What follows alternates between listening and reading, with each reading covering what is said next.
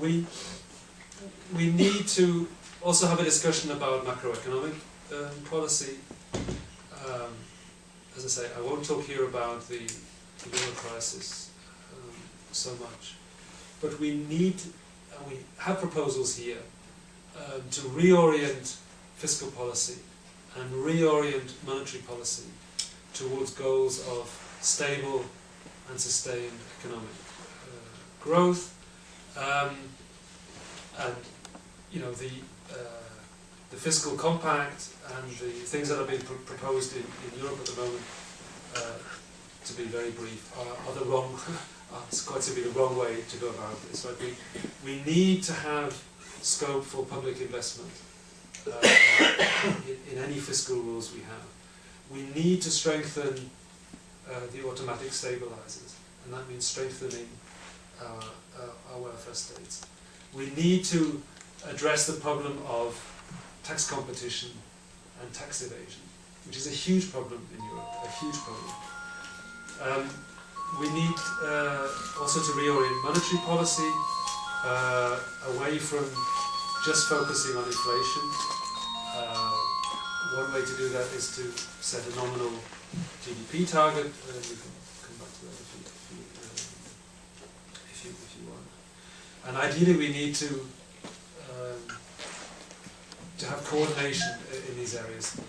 I talked about the imbalances before between China and Japan and the US, Europe a bit in the middle. We need to strengthen the global architecture, the G20 and other elements to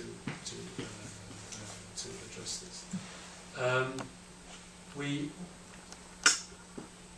I mentioned the importance of financial markets. I mean, obviously, this is a very complex issue. I'm sure there's a lot of experts in the room on this subject. I just flag up here some of the most important things that need to be done. First of all, in the neoliberal period, finance was a black box, right? I mean, very few of us, I think, really understood what was going on. One benefit, perhaps, of the crisis is that we now understand a lot more, but we need, obviously, more transparency in the work of the financial sector.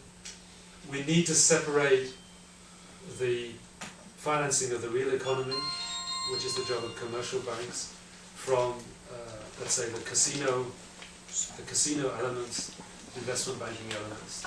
There's steps forward there in the US with the Dodd-Frank Act, but not, I believe, in the European Union. We need to have a sort of ex-ante approval for financial products. I think the model there is the drug, for example, in the US, in Europe too, the licensing of drugs.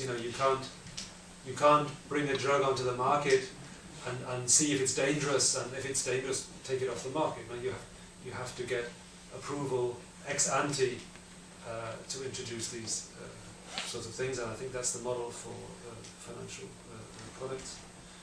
And we need to work at the supervisory level to have a greater differentiation of these capital requirements for more risky products, and also to deploy capital requirements in a counter-cyclical way.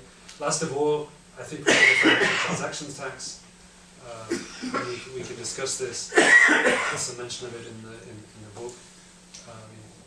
This is partly to raise revenue, for the reasons I explained, but it's partly also to reduce the level of speculation and short-term trading that we have in our economy. All these measures, of course, are what's really in the debate at the moment. But none of this is very useful if we are undermining the basis for economic growth in our economies. I think, if I can mention Marx again, one of the things I appreciated when I read Marx when I was a student was his understanding of the way that the market economy interacts with nature, and then he said that in back in the 19th century. I think that was we can learn a lot actually from that. And, you know, we need to reorient our way of production to make it compatible with the constraints of our planet.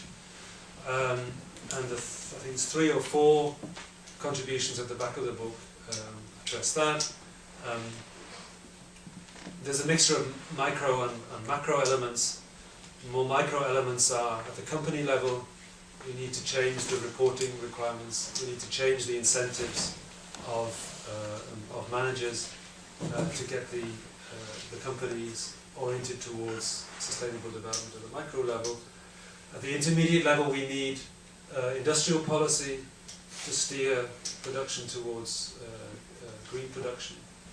We need social policy measures to ensure that this is done in a just and fair way. We need to reorient incentives by increasing the price of carbon via a taxation system or an emissions trading system. And we can't leave everything to the market. We need public investment to achieve this. So I will wind up here. I hope the proposals and the things are interesting also for your discussions here in Bulgaria. It's a fairly general model. We hope it's applicable to almost all countries, but obviously in each country there will be certain elements which will be more important and some which will be less important. I put here the links up where you can download the book and the link to other material on our website, and also to the Social Europe website, where you'll also find a lot of interesting articles. Thank you very much for listening to me. I'm very honoured that you've taken the time to come, and I hope that you managed without the translation, and that at least some of what I said made it across. And I'm very much looking forward to discussing these issues with you. Thank you very much.